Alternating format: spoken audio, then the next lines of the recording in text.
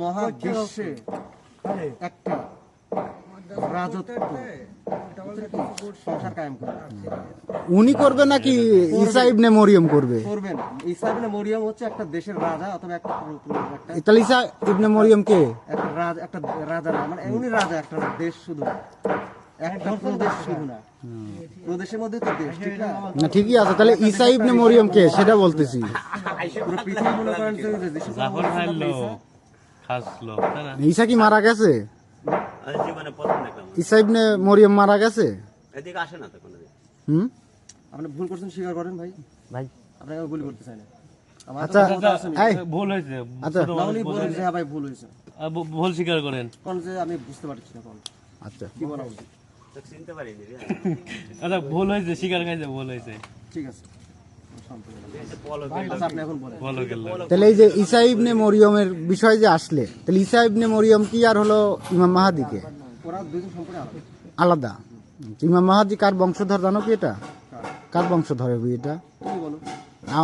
আমি তোমার থেকে, তুমি তো আমার থেকে মনে বেশি জানো, এই দেখি তো বলতেছি, বলো তাহলে শুনি। ইমাম মাহাদি হচ্ছে নবীর বংশধর। হ্যাঁ, নবীর বংশধর। নবীর বংশধর। তার নাম কি হবে বলো তো? তার নাম কি হবে?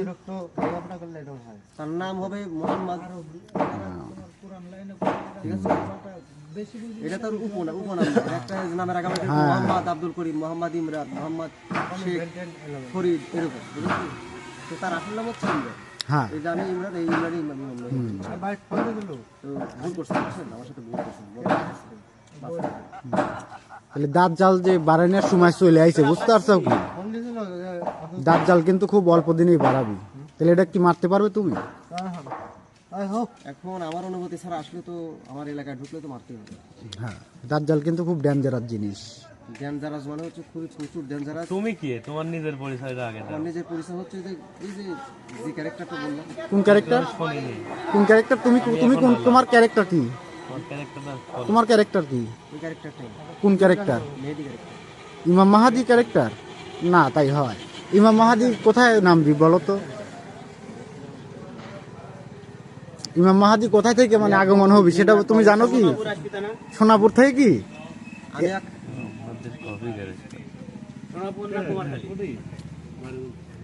আমি ইমাম মাহাদি কোথা থেকে আসবে বলো তো?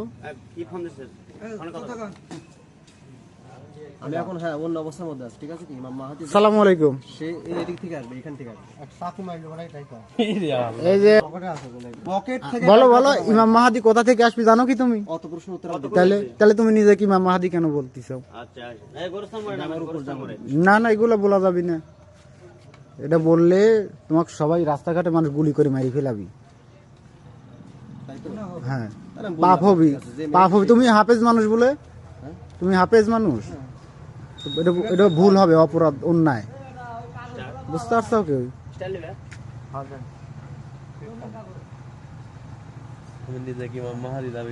এটা করা যাবে না। তুমি তুমি ইমাম মাহাদি না। কিছু আছে দেখাও যে ইমাম মাহাদির এটা আমার আছে।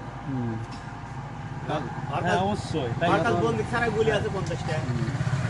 ইমাম মাহাদি কোরআনের সূরা আল ইমরান থেকে শিখতে হবে। না ঠিকই আছে, কিন্তু তাহলে এতটুকু আর কি দেখার লাগবে? এখানে 5টা ফেরেশতা নামাবো? বলেন না বাবা, আমি নামাবো এখানে ফেরেশতা 5টা নামাবো। না না না, চলো চলো চলো চলো।